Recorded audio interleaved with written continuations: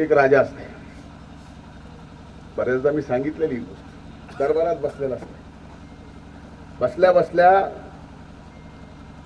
उजव्या हातात तलवार घेऊन डाव्या हाताने तलवार पुसीत असते. थोडं लक्ष विचलित होतं. उजव्या हातातली तलवार डाव्या हाताच्या बोटावर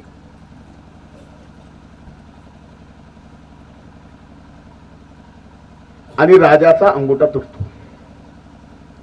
अंगुठा तुटलेला बघितला बाजूला प्रधान उभा असतो. प्रधान म्हणतो, राजे देव करतो ते भल्यासाठी.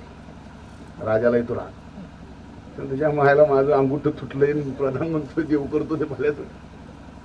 त्या रागात राजा सैनिकाला बोलवतो, म्हणतो या प्रधानाला काळ्या कोठडीत थांबा. प्रधानाला शिक्षा काळ्या कोठडीतली होती.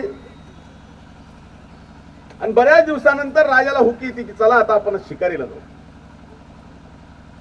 राजा शिकारीला निघतो. त्याच्यासोबत 4-5 सेनापती, 400-500 सैनिकाची फौज. दाट जंगलामध्ये जसा ज्यावेळेस राजा घुसायला लागला,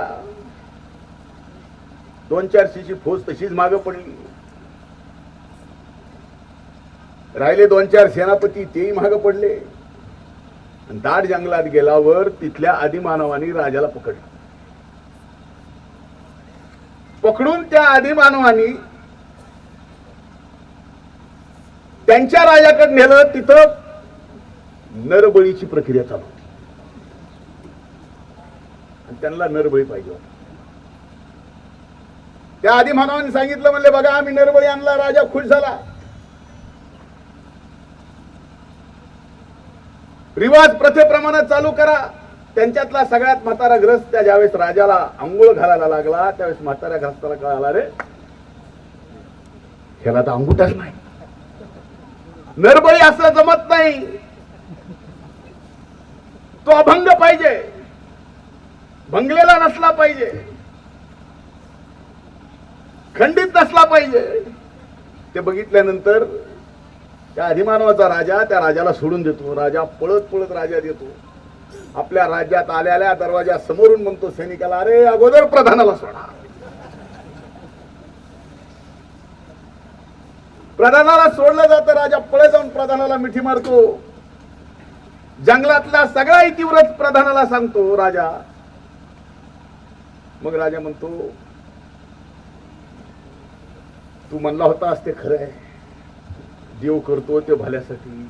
म्हणला, राजे तुम्ही सगळं सांगितलं मला, पण तुम्ही सुद्धा मला जेलमध्ये घातलं, ते सुद्धा देव करतो ते भल्यासाठी. म्हणजे तुम्हाला जर मला जेलमध्ये घातलं नसतं तर मी तुमच्या सोबत शिकारीला आलो असतो. सगळे सैनिक मागे राहिले असते, सेनापती मागे राहिले असते, मी सावली सारखा तुमच्या सोबत असतो. तुमचा अंगुठा तुटला म्हणून त्यांनी तुम्हाला सोडून दिलं असतं, पण तुमच्या सोबत माझा बळी गेला असता.